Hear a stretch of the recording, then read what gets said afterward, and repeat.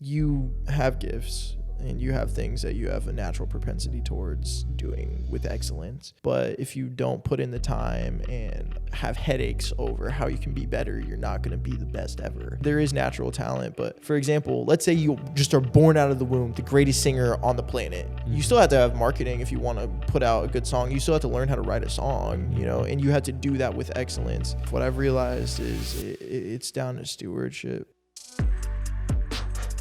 Thanks for being here today, bro. Yeah, of course, man. You are 18 today. 18. Yep, just turned 18. Still trying to wrap my head around it.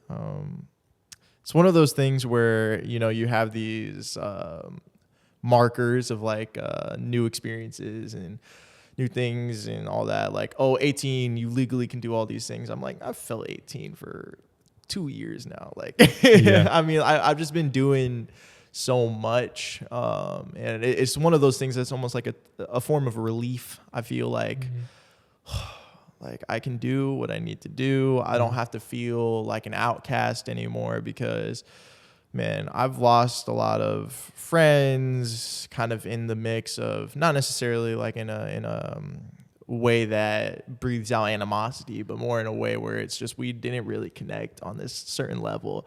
And I'm actually at a church right now where I literally visit this church on a Sunday, and then that Sunday it is their connect group, small groups, like kickoff. So I'm like, shoot, like let me hop into one of these young adults groups. I'm still 17 technically. I hop in there and like I'm around literally people that are 25, like pretty much your age. And I mean, I love it. And like I feel like literally all these people are so creative, so passion driven, and just inspired people, and also living their lives in a way that's like glorifying to Christ. And like that's so inspiring to me, but you don't really get to see that in high school as much. Like it's very much like needle in the haystack with high schoolers. And I'm not trying to say that in a way where it's like, oh, like I'm so much more mature than you. Like, nah, it's more just I also love doing music, and like I've always just known that's like what I'm going to do. And I feel like there's just a little bit of a disconnect there sometimes. And I bet it's also just because like I think living in Olathe, you know, I live in a suburb, so it just makes it a little bit harder to meet people that are into the same types of stuff that I am. Like I'm very much like a downtown, like city vibe type of person. So it's just, you know, finding people similar to me. But I like I was saying, it just kind of feels like a breath of fresh air being like, okay, I don't have to like feel like I'm faking being adult. Like I actually am an adult now. Yep, So legally, I can now get arrested at the full degree of the law. So I got to make sure I'm not doing any crimes. So that's awesome. Well, happy birthday. Appreciate that, man. Appreciate that. Thanks for being here on your birthday. Yeah. I know that you got a lot of plans today. So again, I just appreciate you being here and of course, having this conversation. And I'm excited to jump in with you. I've known about you for a couple months now, through your dad. And I had been processing for a while, like, man, I really would love to have a conversation with a younger person who is mature enough to have a conversation, obviously, yeah, but also is working towards something, you know, and has a drive and has passion, and to be able to talk and just have you share, even as an 18-year-old who maybe probably operates like someone in their mid-20s, you know what I mean? You know, mentally, maturity-wise, and drive and some of that kind of stuff. But even to be someone who could be an encouragement for their peers, you know? Yeah. Because I definitely... of the things I know about you and just can discern from you just being around you already, you're definitely a leader of leaders. I appreciate that, man. And you definitely carry that.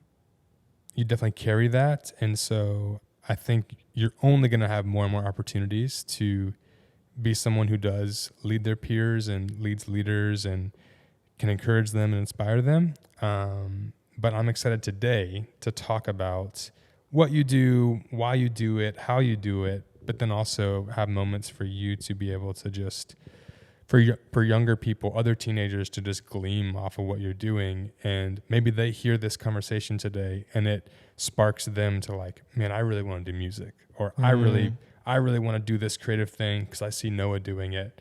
And if it's possible for Noah at 18, then it's possible for me. You know what I mean? Yeah. And that would be the goal of this conversation. Like, just to preface it, like if one person had that kind of, if one 15-year-old kid had that kind of spark, that would be the win. And so I would love to kind of start with kind of just prefacing like who you are a bit. Yeah. So I'd love to hear, like, for myself also, because I'm also still getting to know you, but also the audience. What would you say are the things we need to know to understand who you are and why you do it? Yeah. So first of all, thank you so much for saying that stuff. That's like really, really meaningful to me, especially when, you know, I'm still figuring things out. You Absolutely. know?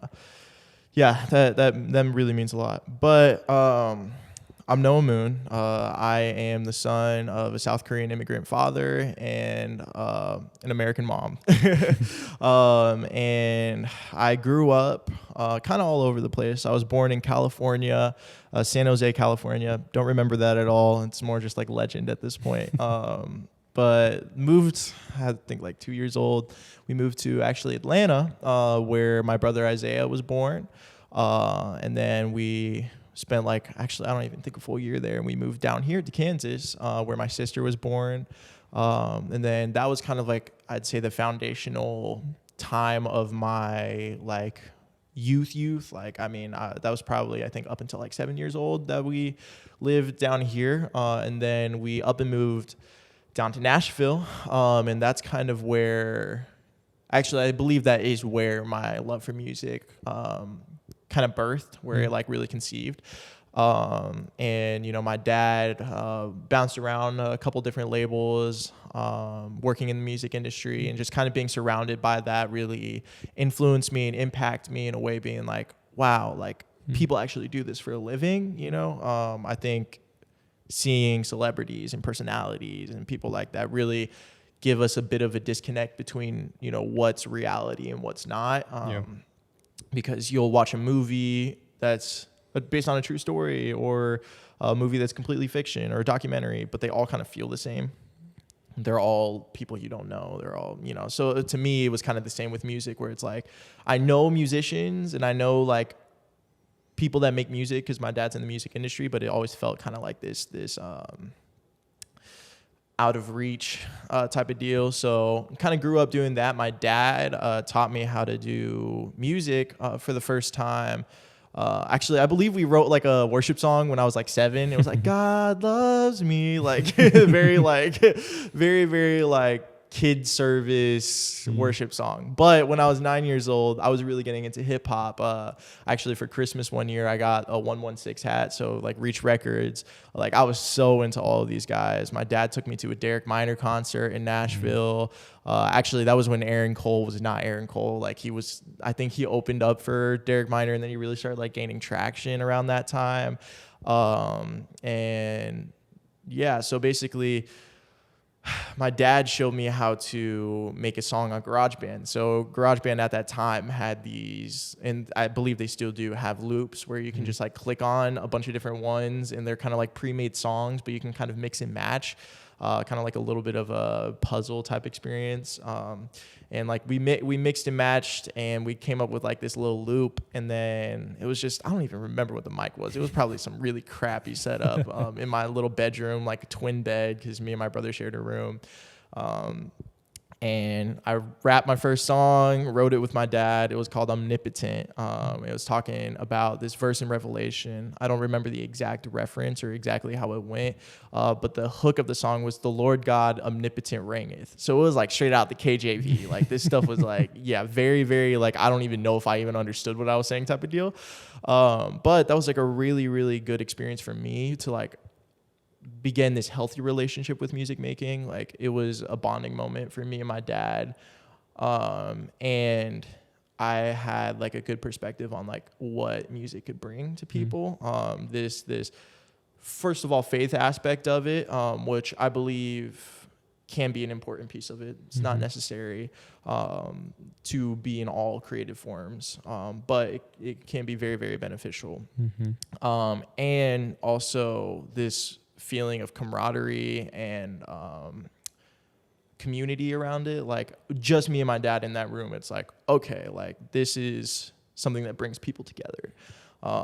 It's not something just for me. It's not something that brings pride, but it's something that, first of all, glorifies somebody else and takes away the spotlight from me.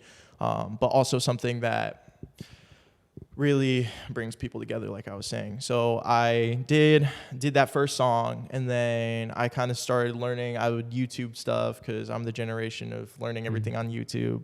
Learn stuff on YouTube, would look up different things, and really was just in a process of like being a real student. And I was homeschooled pretty much most of my life. In 6th grade, I was public schooled. So before then, I was just doing a lot of learning, kind of on the time that I got. And I remember actually, my dad took me to this conference. It was like a songwriters conference. I believe it was called Immerse Conference in Nashville. And I remember I was in one of the sessions with, I believe it was like an engineer or something like this. And there was a bunch of people. Obviously, everyone's like way older. I think I'm like 12 at this point. And like literally, I'm surrounded by like 20-plus-year-olds. And I'm in this conference, and they're going through Logic. So like this is the software I use too. So I'm like very much like, okay, I'm trying to learn this, because Logic Pro, for those that don't know, is the basically like upgraded version of GarageBand. So like that's what a lot of industry people will use. Usually it's going to be FL Studio, Logic Pro, Ableton, or like Pro Tools. Those are kind of like the main, like the big four, I'd say. So I'm learning this, and like these are coming from professionals, and they're like working on a mix, I believe. And then I raise my hand because they're like saying, "Hey, does anybody have any questions?" I raise my hand, and I bet everybody's looking at me like, "What the heck is this 12-year-old about to ask to a mixing engineer?" I raise my hand. He points at me. And it's like, "Yeah, what's up?" And I said, "How do I get my mixes not to peak?" And then he was like, What are you talking? Like, how does a 12-year-old know what a peaking mix is? You know, like I was just very, I was very much a student at that point, and I just wanted to learn everything. And yeah, so that was like literally like 10 years ago when I first made my first song, like just under 10 years. So like I was very much a student of that. And then in 6th grade, I was in public school, and I got into some really bad stuff. I was influenced by just stuff that was not like edifying at all. And I ended up getting into a fight with my best friend and got suspended in 6th grade. And my parents were furious. I mean, like we were raised to be very upstanding kids, and we always like reflected that, and like not even in a fake way. Like we were very much reflections of like I think what our parents instilled in us, but that like mess up, I believe, was out of like a lot of insecurity. Like I was a little bit more of a chubby kid in 5th grade. I remember like wanting to play football with like all the other kids, and they would literally just make fun of me. Like they would basically like point me out and like try to just ridicule me and all this stuff. So I think I like took a little bit of that baggage into 6th grade. And then now I'm surrounded by all these different people. Everybody's like cussing. Everybody's doing like all this different stuff, talking about girls. And like, it was just not a great experience for me because I still held that baggage of like being insecure and being bullied. So then I like tried to like hide that with like aggression. So I remember there's this one kid who like made fun of me, and I like smacked him, like punched him in his face, like in the gym. And somehow I got away with that one. Like the teacher just gave me a warning. And then, you know, a couple months later, I got in a fight with my best friend over like some girl or something like that. And it was in the middle of like the commons, and I got suspended. And that's kind of where like I think my real switch of like faith turned on. And I really started like pursuing that because I felt a lot of guilt and shame about that. And I also realized like the lifestyle I was pursuing was just like not edifying. It wasn't like I was into some crazy bad stuff, but like I wasn't doing anything my parents, you know, really instilled in me. And to me, that felt like the end of the world. So really began working on my faith, really trying to press into that. Dealt with, you know, a lot of kind of baggage from that too. And then really started like making my music more for Christ. So like I made a song called From the Dust when I was like a kid. I think it's still on Spotify or something under some other name. And it basically is like talking about how, you know, like God kind of brought us out from like dirt, dust, the mud, you know, and really just glorifying it. Actually, for my 18th birthday last night, my parents made this like slideshow of like everything from me being a little baby all the way until now. And they were playing music, and then all of a sudden I hear that song. Like they pulled up a bunch of like old songs from back then, and they were like playing it while we were watching this slideshow. I was like, wow, like some of these lyrics are actually like pretty powerful, you know? So like there was definitely like kind of that inspiration from there. And then I kind of got into this very much like Christian hip hop, because in 6th grade I was listening to a lot of like 21 Savage was just kind of blowing up. I was listening to like Ray Schremer, which was like Black Beatles, like all these like stuff, the songs that were blowing up, and I don't even know what year it was. It was probably like 2016, 2014, 2016. I don't even know. Maybe 2018. I don't even know. But yeah, like, so I was really into that. And then I switched over, started doing some more Christian hip hop type of stuff. We moved back to Kansas, which was kind of like a devastating thing for me because I was worried that I would no longer be able to do music, because I was like, the whole music scene's out here, Dad. Like, why are we moving? But then we moved back, and some pretty horrible things happened just to like my family, which really caused some questioning for me. Like it really like happened to us that we weren't really expecting, and kind of brought me into this doubt and like this like why God type of deal, and a lot of different like baggage that I carried from that too. So like I was pretty much just collecting baggage throughout my childhood, but I had this really amazing home life, and my mom and my dad and my siblings, like we've always been so tight, and we've always been like very much there for each other. And I've never really had issues with like my parents or anything like that. So I always felt like safe. You know, I never really felt like my safety was compromised in any way, or like my faith or anything. Like I always knew I could come to them. So like dealing with just the different things, moving here, like straight off back into moving and then joining a new school and all these things, like I was basically having to like reshape who I was and like my personality and how I deal with things, and started this homeschool co-op, which is basically like a 2-day-a-week homeschool program. So I'll go in Mondays and Wednesdays and kind of get my homework, and then Tuesdays, Thursdays, and Fridays I would like do the homework, plus like a little bit of accompanying, I don't even know how to say that. Accompaniment. Yeah, I don't. That word is so hard to say. It's a weird word. Yeah. Some other curriculums to go along with it. That would have been an easier way to say that.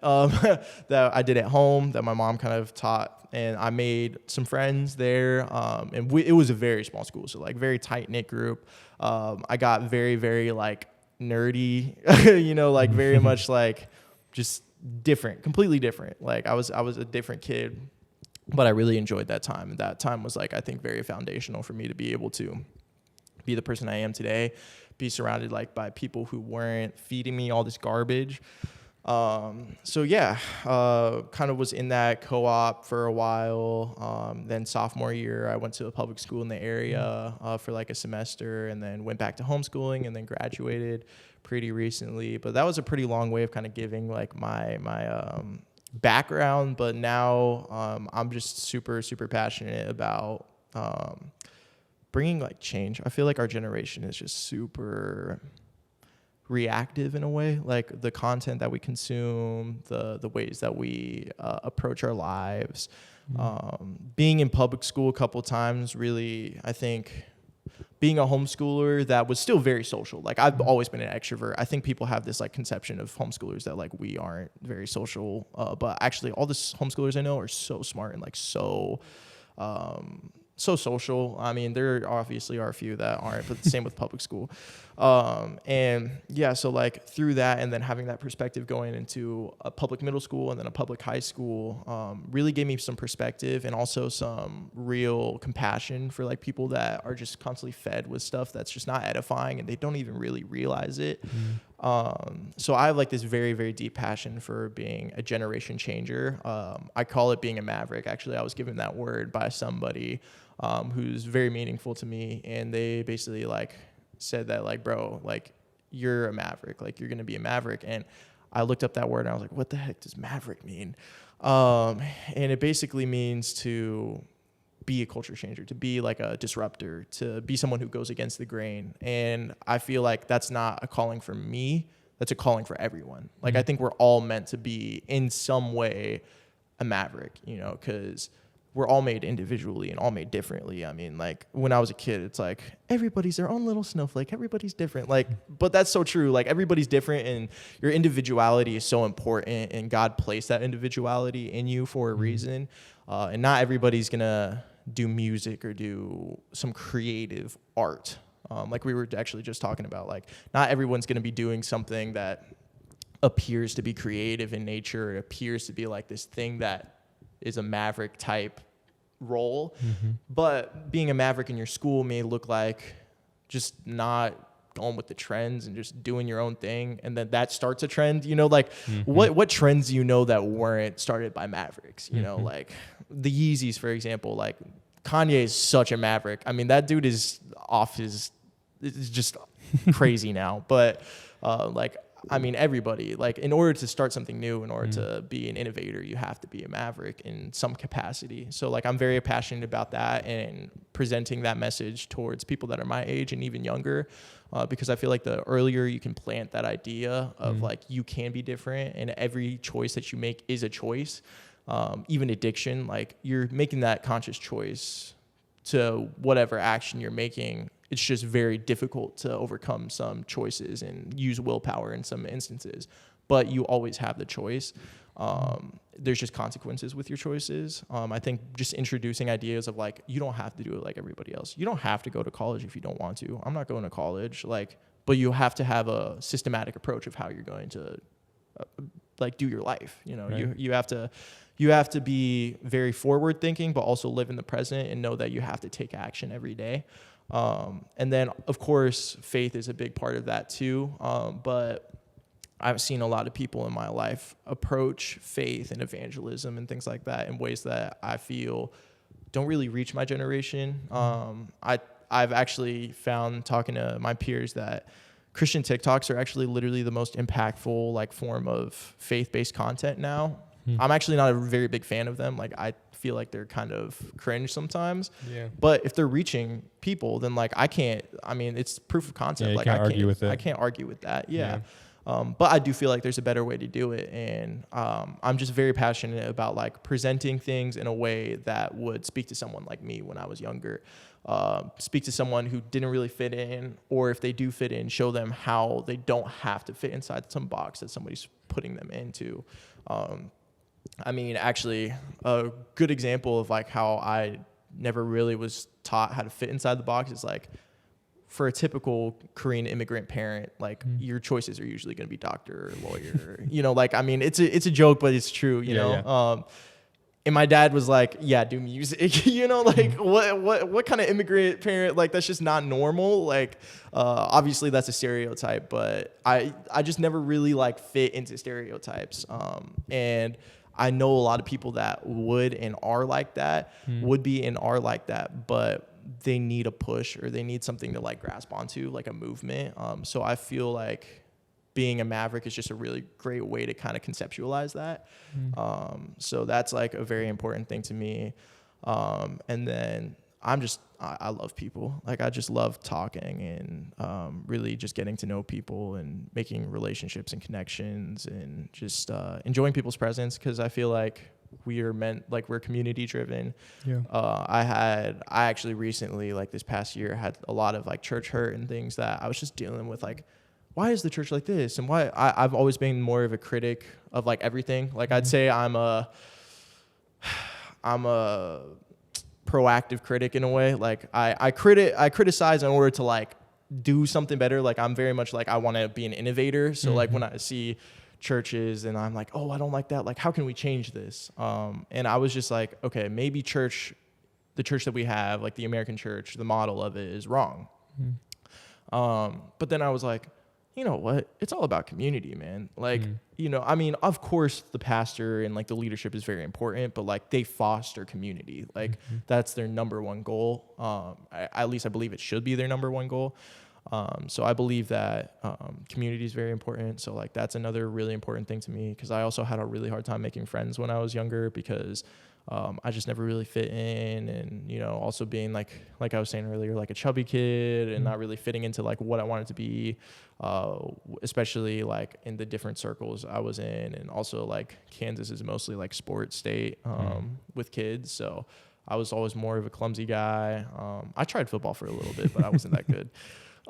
So yeah, I definitely say like kind of those are like my main pillars of like what I stand for as an artist. I'd say like as a person, like if you just meet me in like day to day, like that may not shine through, because I'm just very much like I just want to have fun. Like I just want to enjoy being with you. But then when it comes to like my artistry, like I'm very like goal driven. Like I have a lot of things that I want to see changed and accomplished.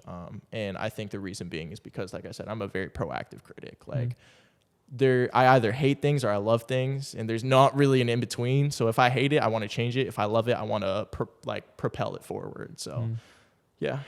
It's good. That was very long. I'm so sorry about that. But no, that's really great context, honestly.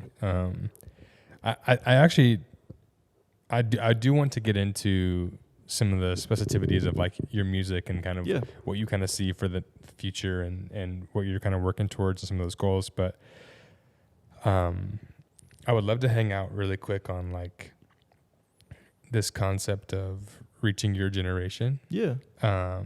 Because it's not super often that I get to have a conversation with someone who was only 15 3 years ago. You know what I mean? Yeah. And so you're the closest to what your generation is thinking about, and how their view of the church, their view of how they view social media, and like it's all changing so rapidly, and I don't get to talk to 18-year-olds very often. Yeah. So I'm just curious, like, really like what, I guess maybe on the church end first, because I think and I'll preface it this way, because there's a lot of creators, podcasts, YouTube, social media, whatever, who are making content, making videos, making whatever, and maybe aren't necessarily 100%. Some are trying to reach a Christian audience. Some are trying to reach, an unchurched audience. Some are whatever, and everywhere in between. Yeah. But I've found, and even through doing this for a little bit and have met people, that there are a lot of Christian creators. Yeah. There's a lot of people. There's a lot of really big YouTubers who are Christians. There's a lot of really big, influencers who are Christians. And so I know it's all of us who, whether that's who we're trying to reach or not, I'm still super curious, like, as to how your generation sees the church and sees organized religion and sees like what other way could it be done, you know what I mean, like all those things.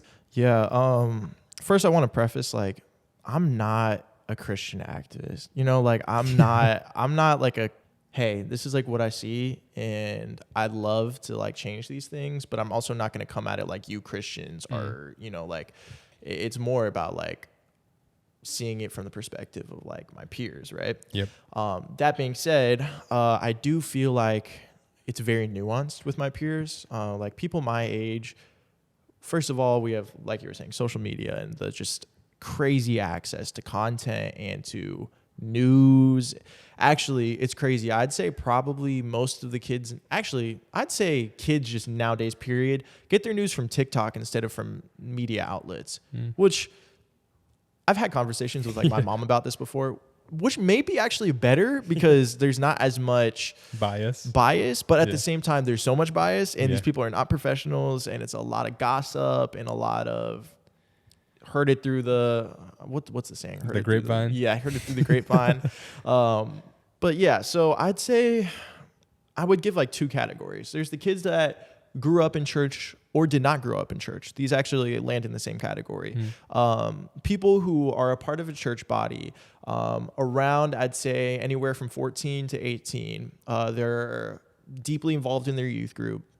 whenever there's a revival happening or a big event, they're at it, no matter the church, no matter denomination. They don't have a big tie to denomination anymore. I'd say denomination is very much a thing that's kind of being left by the wayside in a little bit with my generation. Like I said, there's always nuance with these things. I'm not speaking for my generation. I'm just kind of addressing what I've seen in suburban Kansas. There's people that will go to every revival, every big Christian event that has to do with the youth and love it. And they pull something from it too. And they feel very edified and very rejuvenated and energized whenever they go to those sorts of things. But there's a lack of discernment.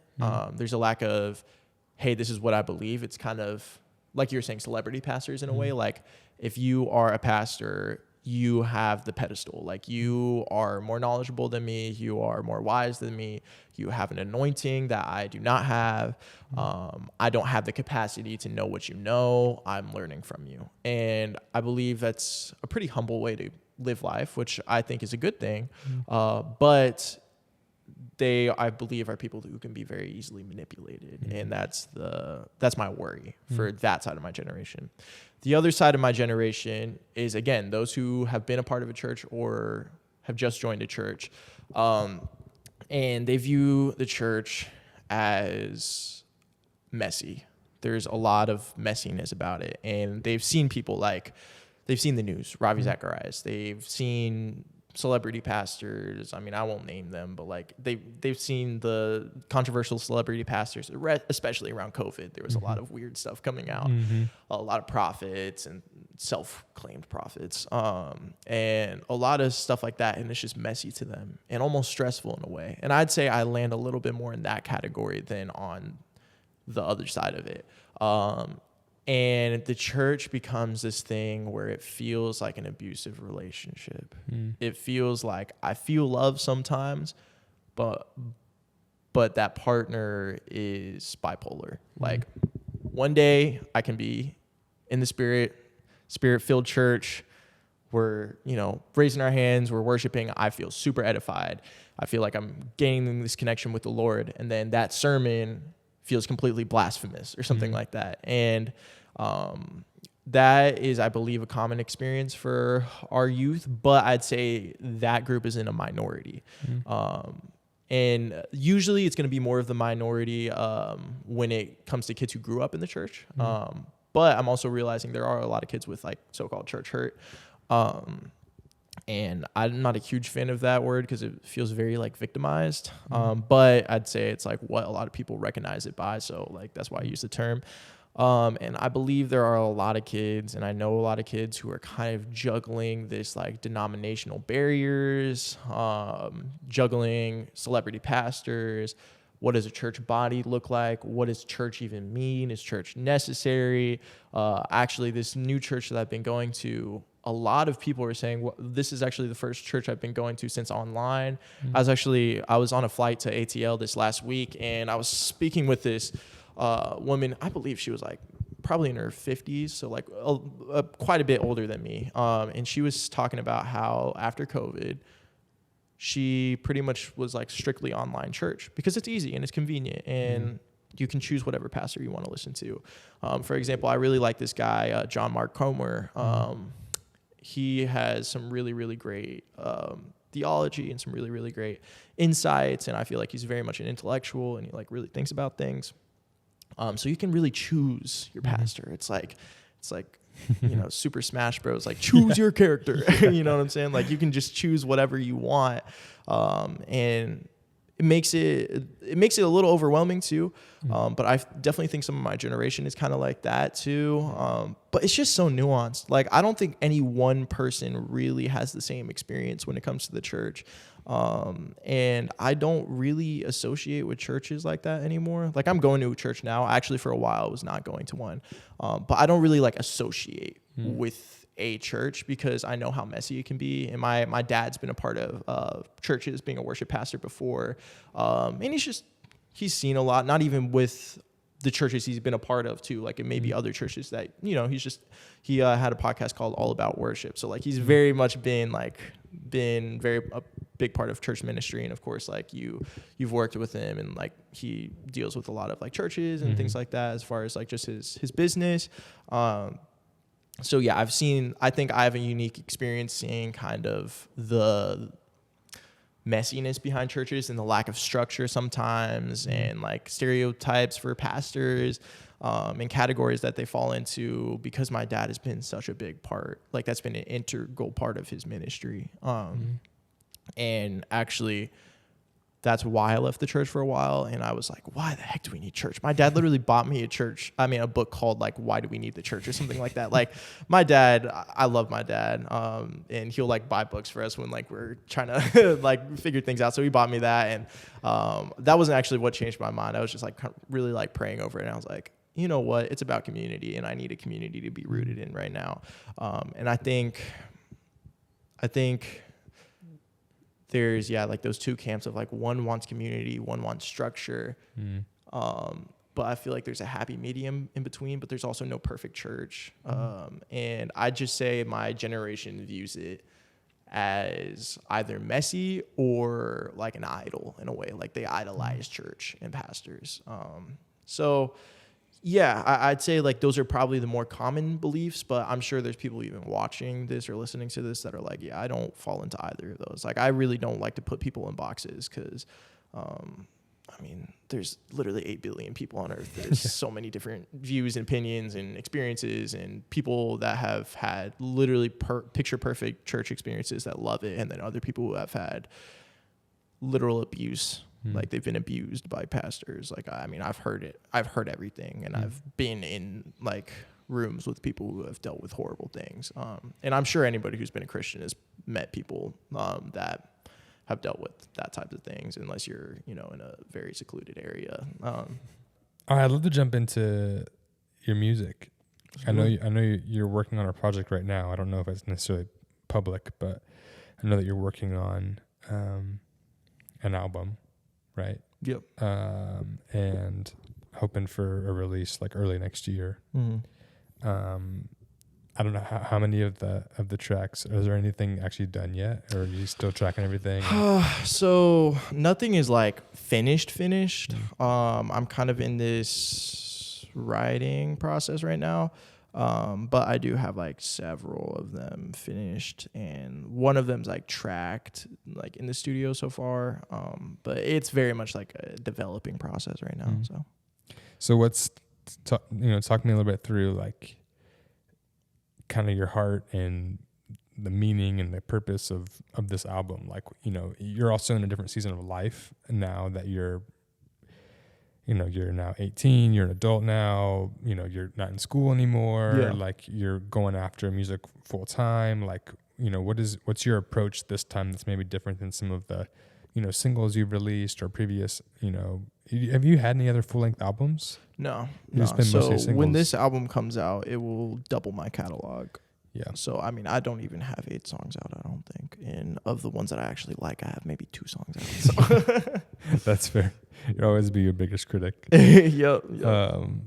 So with this being like your first really full length album, like how are you approaching it? Like mentally, like, is there a driving force behind it, like that you're trying to get across? Like what's kind of going through your mind? So we were talking about Maverick earlier. The album's going to be called To Be a Maverick. So, I mean, the message is talking about just being, I wouldn't even say about being a culture changer. It's talking about the experiences behind what it's like to be that. And also, like we were talking about, a lot of like the just wrestling with being different, whether that's in the cultural and racial aspect or in the spiritual and faith-based aspect. And like, what does it mean to be a part of a grouping of people? Like, what does it mean to be a people group? Like things like that. Obviously it's not fully written yet, but a lot of it is addressing like what my experiences have been and the experience of people around me, and also like some of the redemptive aspects of like what that can bring, but also like the bad that it can bring too. I was having a conversation with this guy, and he was telling me like man, like I feel like you're called to be a maverick, right? But you got to realize that is a hard road to like tread. Like if you don't have like a group of people around you that like love on you and you can trust, like that's one of the scariest things you can be called to do, because like it's inherently lonely, you know, like if you're going against the grain and like you're being a literal disruptor, like people don't like that. Like people want to stay comfortable. So yeah, it has to deal with pretty much those experiences. It's an interesting process for me because I've never really tackled something this big before. My dad, marketing, like that's what he works in. So he was always like singles, 28-day release cycle. Things that a lot of people either know about or know nothing about, you know? So like a lot of marketing stuff. If anybody was to call someone an industry plant, that's me. I will fully acknowledge the fact that if my dad was not a part of my life, I would not be doing music. I mean, literally, he introduced me to music. So yeah, I think that term industry plant's stupid too, because like everybody, like if you're gonna have success, like you need to have people building you and around you. So like a lot of it is just me also learning like how do you make an album, and also my perfectionism. I am such a like literally I've told people that I actually hate making music. Like making music is the most stressful, anxiety inducing thing for me ever. I also have dealt with anxiety. I've been in the hospital for it. I still take medication for it. Not in a like, oh, I'm worried about the world type of deal. Like it's just like more of a medical thing. Like when I was in more high stress situations, I would begin to like shake, or like I would get like more angry, irritable, things like that. And I take medication for that. And thank God that, you know, I'm pretty much mostly like healed from that and I know how to manage it better. But like it will still kind of present itself when I'm making music, because obviously we were talking about it. I have these really ambitious goals and I have these things that I want to achieve, and I very also abstract. Like they're not very like, I want to see 1 million people saved for Jesus Christ. Like I don't have like a specific goal. It's more just like, these are the principles that I stand on, and I want to communicate these principles and these ways of living in a way that it makes sense, in a way that's impactful, and in a way that makes people think. And there's not really a formula to do that because there's so many ways to do it. And I think one of the things that makes making an album like this so difficult is the fact that there isn't a formula. Christian hip hop, for example, has a formula. Worship songwriting has a formula. Secular R&B like has a formula. Pretty much writing music usually has a formula. But when you're trying to be an activist in a way, like I feel like Kendrick Lamar did this really well with his Mr. Morale album. Literally communicated very, very introspective topics in a way that I was like, you can do that and make it sound cool, you know, like how the heck? And that is hard. There's no formula for that, because then you're actually tapping in with yourself, and it's almost this meditative and very personal and emotional experience to have to somehow articulate that in a body of work that doesn't sound horrible. Because I also see this disconnect between quality of lyric and quality of music. I'd say that there's a lot of, basically you have two camps. You have the rapper who makes music that sounds amazing and like in concert everybody's going crazy, but the lyrical content is like so trash. Like I'm not even talking about on like a morality standpoint, like throwing all that to the side, like it's just not good lyrics, you know. And then you throw in the trash of like actual content in it, then it just makes it worse. Or you have the rapper who has so much to say, articulates it extremely well, obviously extremely smart. I actually think good rappers are some of the smartest people in the world. Like super, super profound stuff. Like they can put in there the wordplay, everything, the metaphors. But their flows and like the music isn't as good because they've spent so much time focusing on that. And they're more of a poet than a rapper. But then the rappers are more just mumblers than, you know. So you have a little bit of this disconnect, and there's few that can really, really marry the two worlds. And I think Kendrick is really great at that. Kanye as a rapper, I feel like is not as good as Kendrick in that way, but his production and like his vision is so good that he enters that world a little bit. And then J. Cole. But notice that I'm only mentioning secular artists, right? Like, I have yet to come across a Christian artist that has done that identifies as a Christian artist. And that's why I say that there's a formula to it. And I just am not a firm believer in cookie cutter music where it's like, we're going to talk about this and this and this and this, and that makes our song. And I feel like a lot of secular music is like that too. Like, I don't like Drake because a lot of his stuff is kind of like the same. But it's good music. Like, I think that's also where like people will get mad and it's like, oh yeah, it is. It's great music. And I'm like, yeah, Christian hip hop is good music, but like, it's either really great lyrics and like stuff that's super profound that's going to speak to people. Like, if they do a show, like, they will have people coming up to the altar like during an altar call and crying, and like super impacting their lives. Or you have people that make hype music and it's like, this is a replacement for the music that you could be listening to. You can actually go to a concert and have fun. Right. But like, there's nobody that's really marrying the two. And I'm not saying I'm going to be the one to do that. I would love to, but I don't know. That's why I stress so much about it. Cause I'm like, there's no formula. How am I supposed to do that? Can I do that? Am I called to do that?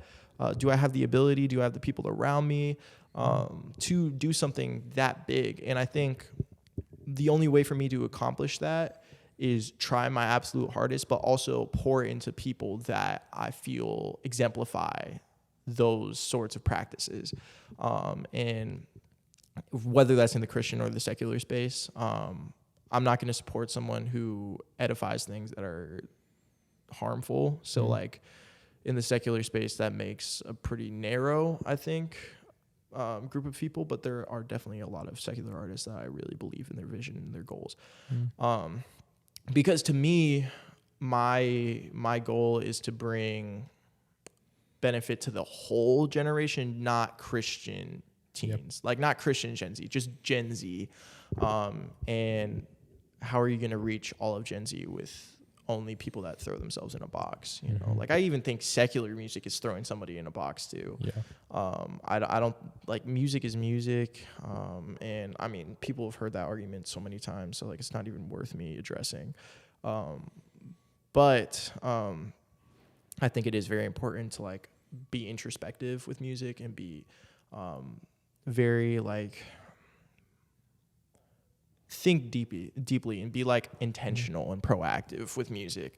Not everybody has to be an activist. Not everybody has to be someone who stands for this crazy big goal, like, you know, Black Lives Matter or abortion or like, you know, these big topics. Like, you don't have to be a literal like political activist to be like a good artist. But I think everybody should have something that they stand for. And for me, the reason why it's been so stressful of a process and why I've hated it and loved it is because I have my message now. It's like, how do I articulate that? And then if I'm scared of messing up, like I'm scared of doing it wrong. I literally will like, my brother, I was like, hey, I don't know if I like this. I've like written 7 verses for one song and like, I don't know if I like any of them. I play him the first one. He was like, bro, that was good. I'm like, I hated that. Like, you know, cause it's just, I also am just, like I said, such a critic. So I hate or love music. Most of the music I really don't like. So I don't want to be a hypocrite and then make music that is bad. Right. So, cause then I just look like a hater, which I'm not a hater. I mean, I just am like, for example, if you put me in a room with somebody I don't like their music, like I'm going to be encouraging if I don't know you. But like, if me and you have a relationship and like we know each other well, like I'm going to push you to make something that's good. And like, I really, really believe in excellence, especially as Christians. Like, bro, if we got God on our side, like if we have literally like the most creative being in all of the universe on our side, how are we not Billboard #1, you know? Right. And like, I mean, like, obviously those metrics don't matter that much, but like, how are we not like the standard for quality? And part of that's just not as many people are Christian artists, but no, I've had some really good conversations with your dad recently about some of that stuff, and even how there's a lot of, he made a point, because he works with a lot of artists, right? Oh, yeah. Most of them, almost 100% of them are Christian artists. That's like this whole business model, you know what I mean? Yeah. And so, and I'm sure he's talked with people who aren't like on the side or whatever, but as far as like clients of his business and who he works with predominantly, and, you know, but he just made this comment of, you know, after working with Christian and worship pastors and worship songwriters for so long, that not as a dig towards them, but a lot of times Christian artists are the laziest.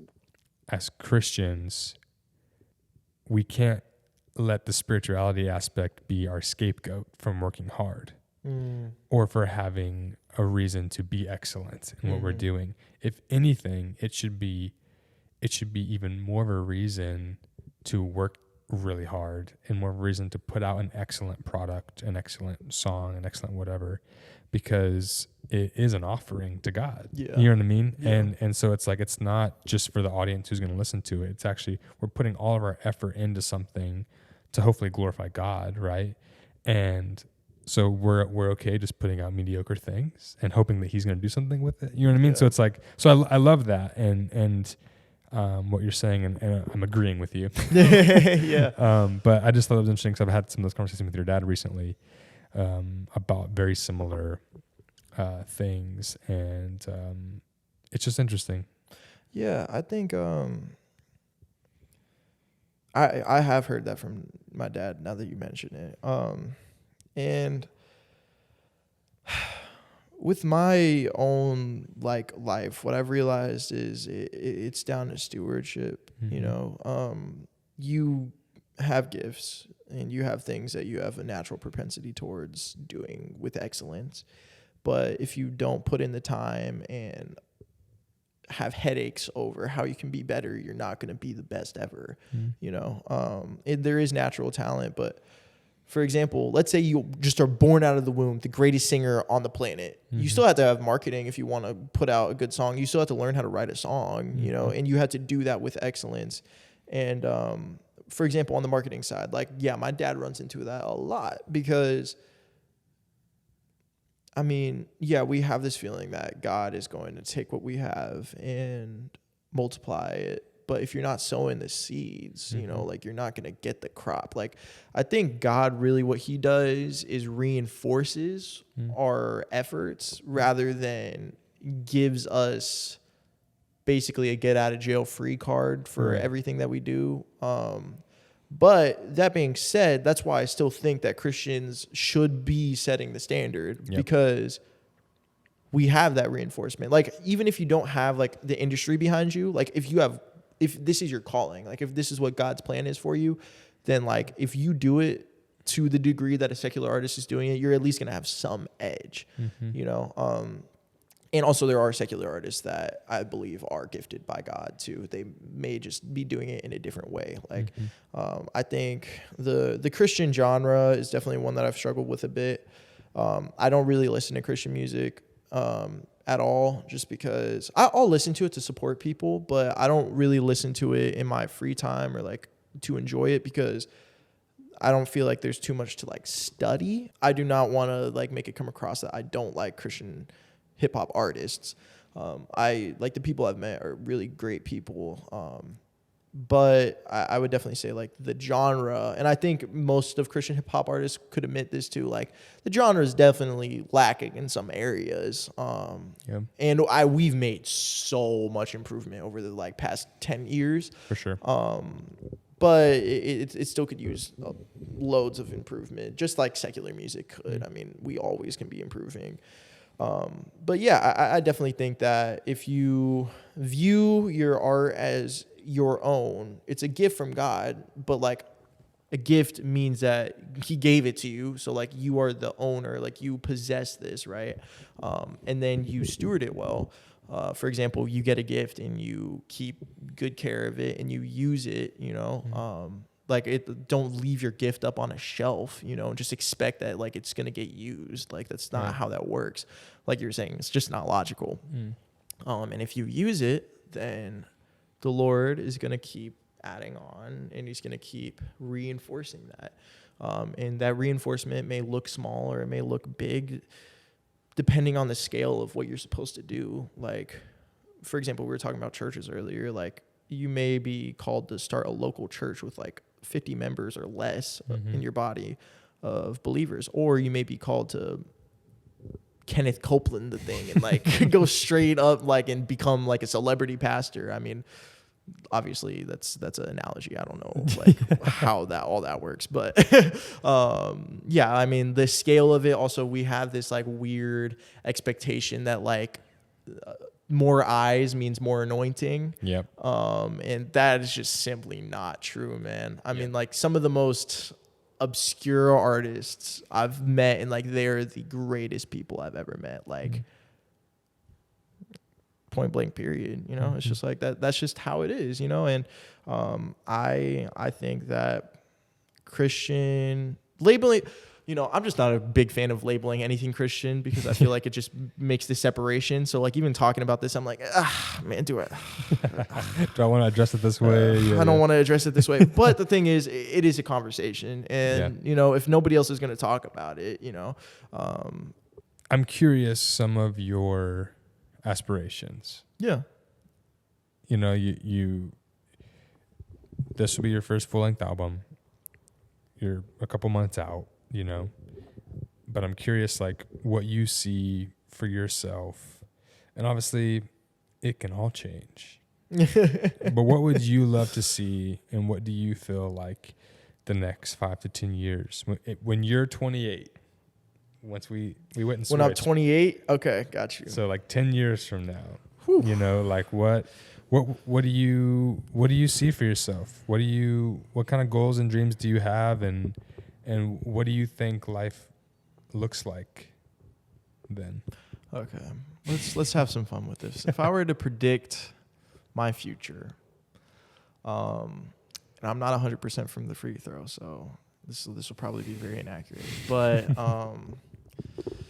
I would hope to be making a full-time income from music. Full-time income means being able to afford like $800 a month rent. Like I'm talking like literally like hopefully having a wife, like, and supporting that, like probably not even kids. Cause like, I mean, being an artist is such a unstable income, you know? And I would probably, I'd want to be making a full-time income off of music, just enough to support bare bones. That's more of like a personal thing. For like aspirations, like I want to make a name for myself, but not in like I want to be a name. Like of course every artist wants their music to impact people, but like to impact a generation, like that takes a little bit more than just like, hey, I make music, you know, like obviously, and my dad does marketing and all that. So like, I just have a natural like thought of like, how do I get this out to people, and how do I reach the masses basically? So for me, like I love performing live. And I've always had people tell me like, bro, like your live performances, like that's what you need to focus on. Cause like, I've just always had a very charismatic personality. And I'm just like kind of a maniac in some ways, but I would love to be able to like tour. Like, I think that would be awesome. To be able to go around the US and just meet new people. And, I'd love to collaborate with some artists too. You know, I would have said Kanye probably a couple of years ago, but I don't know about that guy anymore. You know, I think the Reach Records people are really dope. I mean, they kind of formed like my view on like what rap is. Like I listened to them before I even was allowed to listen to any secular music. Yep. So, you know, it'd be great to just kind of like be able to be recognized by those people for like, in a way, just like being able to be a part of the conversations that they have. Cause I'm just so interested of like what goes behind what they make now, and like what their strategies are. Like I'm very much a nerd like that. I nerd out about music and all that sorts of stuff.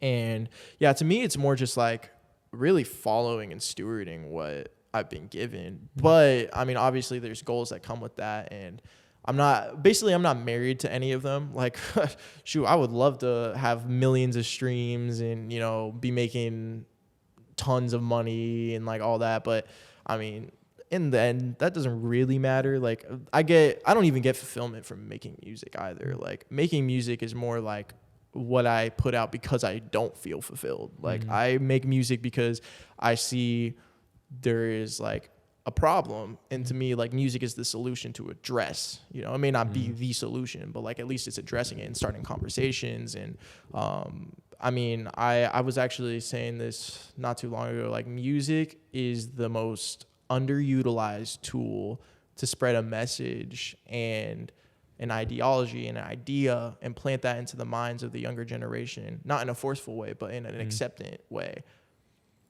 It's so underutilized. Like, I mean, it can literally change the world. I mean, like, I don't know if you guys saw this, but Taylor Swift went to the Chiefs game yesterday.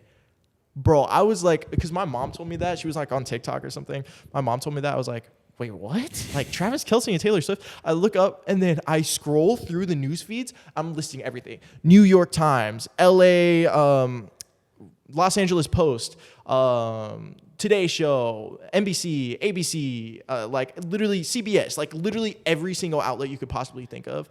Is that because it's just because she's Taylor Swift? No, it's because of her music, like, and she's become a name, and like she spreads a message, you know, like I think people don't want to be fans anymore. I think my generation doesn't want to be fans. They want to be partners.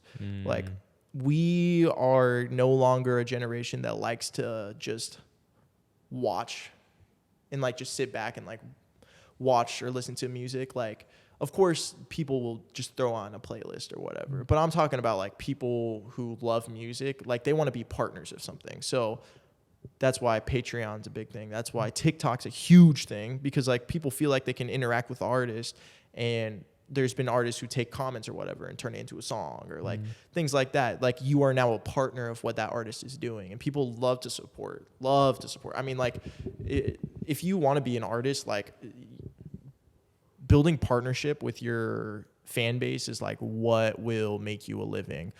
That's coming from a guy who doesn't make a living off of music, so take that with a grain of salt. But yet. 28. But yeah, like I would love to be on tour and perform shows. I was at Winter Jam not that long ago, and I got to like be like a little bit kind of backstage, got to like meet some of the artists, and I was like, man, like I would love this so much. Like, this is so cool. Like, they get to travel. And then I was talking to one of the guys, because he's actually a Lulu Street artist, I think, or my dad like worked with him or whatever, and he was saying like it's brutal because you're like traveling all over the US by car, and like you are by yourself. Like, it's not like each artist is like all on one tour bus. It's like, I think they literally took like a van or something like that. So, you know, it's a rough process, but like to me that's exhilarating. Like, I love finding new things to do in life, and like I love adventure and exploring. So like being able to just like use my music to like make real world change, and like I think live shows is how you really see that in action, because I mean, it feels kind of abstract and like a little like not personal when it's like over social media and like you're getting all these likes and stuff, but like you don't know the people. But like if you go to a show and you see in the crowd that like people are loving your music. I did a show not this last Saturday, but the Saturday before, at this youth group in Excelsior Springs. Excelsior Springs is in Missouri. It's like a very, very small city. The youth group was maybe like 20 kids or something. They're all like very young. I don't think any of them were like probably past sophomore year in high school, but it was so impactful. Like the kids were like so into it. The parents were like crying and stuff over like some of the messages I was sharing. One of the kids was crying and like saying how it was just like super impactful. There was kids that literally made social media accounts to follow me after that. Like I was like, what is going on? Like what? And then I was like, oh, like this is how you make impact. Like this is how you make change, because people like connect on a personal level with a show, even if they don't like go backstage and talk to you. But that's what I'm really excited to be able to do one day. And I think I will do it. It's just more like, hey God, what scale do you want that? And like I was saying, like that type of scale is not what matters. You know, it's about like, I literally did a 20-person show in like a very small building with the sound setup that's like pretty bare bones, you know, and it was impactful. So like, obviously if you can do a stadium, that's dope, but like, shoot, like maybe I'm not called to do that. Maybe my friends are called to do that. I don't know. So, yeah, I don't like, my aspirations are big, but at the same time, like they're more abstract. So like, I can't really say like, oh, I want to impact 1 million people. I want to have 100,000 followers on Instagram. Which is very much kind of like a metric that my dad would probably measure. But he also doesn't like stress that. Like he doesn't look at metrics and it's like, this defines you as a person. Right. He looks at metrics and is like, okay, if this is what you're called to do and this is what you want to do, this metric is an indicator of how well you're stewarding that right now.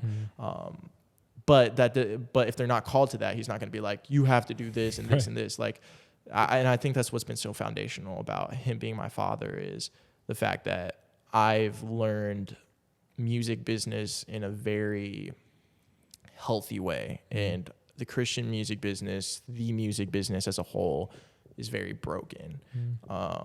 And my dad is like, I trust him with everything. Me and him used to like really not get along because I've always been kind of like a very passionate, opinionated person. But like the past 2 years, man, like I just love him so much. And like I see like the fruit of like his labor, you know, and he works hard. Like, I mean, he will work a 9-hour. Actually, my parents tell me like when he was younger, when we were like little kids, he would basically work all day at like a temp agency job. Like he did not have like a glamorous job at all. He used to be a copywriter. Like he would literally just type and he got carpal tunnel from that like permanently. And he would come home, play with us for like until we go to bed, which is probably like 7 p.m. or whatever, and then work until like 2 a.m. on his business.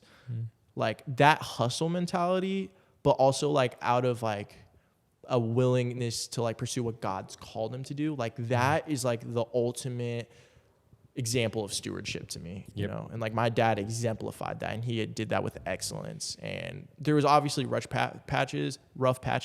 And my dad is not a perfect person. Like I don't view him as that at all. Cause obviously like I live with him. Like there's areas where like me and him did not get along and like, partially that was my fault, partially it was his fault, you know, like there's obviously like nobody's perfect, and I hate when people try to paint people as perfect people. Like that would actually be one of my aspirations, is to show that there can be good things that you can pull from an artist and from like a figure or a personality, and know that they're not perfect and know that they're going to fail you, because everybody's going to fail you. Like my dad has quote unquote failed me before, not like failed me as in like he's a horrible dad, but like there's been times where he didn't come through because he just had other, you know, obligations or something. Does that make me think he's a horrible dad, or like that no, like he's not a perfect person. I'm not a perfect person. I would love to be able to do shows, impact people's lives, and make a memorable experience for them, and show them a little bit of like what it's like to live like a proactive and introspective life in like an enjoyable way, not in like this therapeutic like thing. And also, like I was saying, show that people are not perfect, but you can learn from anybody. Yep. Like you can literally learn from anybody, and realize that like people are going to let you down, but like God can reconcile those things. And like me being an artist, like I've probably said things in this interview so far that are like really stupid, and I'm probably going to look back like literally tomorrow and be like, bro, can you delete that out of this interview? Like it's like, yeah, I mean, I'm already thinking about things right now. I'm like, oh, I probably shouldn't have said that. But you know, I'm not a perfect person. I don't claim to be a perfect person. If I said something wrong, or if I articulated something wrong, then somebody can tell me that and I will change and improve. And I think that's what's also so dumb about our generation. It's like they dig something up from 10 years ago, and it's like, bro, 10 years ago, I was 8 years old. Like, I didn't know anything. So, like, yeah, it's a little different when you're an adult. But I bet, like, when I'm 28, like, I bet you look back at 18 and you're like, yeah, I mean, I don't know. Like, you were actually just telling me when I got here, like, you are just now figuring out, like, what you really feel like you're doing. So, like, why worry about like people's flaws when like everybody's always improving, and like literally you're the oldest people on this planet, the wisest people on this planet are still improving and still learning. And if they're not, they're like just not being open to that. And that's my issue. Like that is where it's like, okay, if you're not acceptant to learning and acceptant to gaining wisdom and discernment in these things, then then we have a problem. But if you're still learning and you mess up, like of course there's consequences to your actions, you know, like if I say something absolutely outlandish, you know, right now, or like if I cuss you out, like of course there's consequences to that. Like I'm not saying that there's not, but there's grace, you know, there's grace. There's a lot of grace, and I feel like that's so important, you know. So, yeah. That was a very long and beat around the bush way of saying my aspiration. So no, that's good. No, it's you're in, like I was telling you before we started, like you're in a really exciting time. I mean, life is always exciting. I mean, as someone who is no longer 18 though, you know what I mean? Like I'm excited for you as you venture into your 20s soon and start to understand yourself better and understand your relationship with others and your relationship with God and your relationship with your craft and you may not even be doing music in 10 years, and that's okay. You know what I mean? Like just being okay with like where things go and like, and does that make sense? Yeah, it's like so much could look so different in 10 years. And I think it'll be really cool for you to like watch this in 10 years and see how much of it lines up, and having grace for yourself. Like you said, of just like, it probably will look nothing like what you think it will. That doesn't mean you didn't still reach those goals or aspirations or whatever, but the journey is probably going to look, it will look way different than you think it will. Yeah. And, but I'm excited for you as you start venturing down that journey. You know what I mean? Cause it's just fun. And the more you can learn to like not be all of us, but especially young people, like the more that we can focus on the journey and less on like necessarily where we're heading. Like, yes, have aspirations. Yes, have goals. Yes, have something to strive for excellence. But like, if you can enjoy the journey, you're going to be fine. Like the day to day, finding joy in the day to day, finding joy in the little things, finding, cause there's just so much coming up for you. I mean, everything. I mean, even like, in the next 10 years, like you'll probably have a wife and kids, and then life's going to look way different. And then, you know, like you may not live here. So then life could look different. You know what I mean? So it's like so much can change and so much is going to happen. And so I'm just really excited for you and for the next decade, even just the next 5 years, honestly. It's going to be really cool for you. And to see you continuing to steward the things that you feel like you've been given. Yes, that's music now. If it's not music in 10 years, I know that you'll be someone who will still steward what you feel like God's given you. Yeah. Whatever that is. And I am looking forward to this album though. I'm looking forward to listening to it and supporting you, and appreciate that, man. And I'm just excited for you. Thank you for being here today. Yeah, man.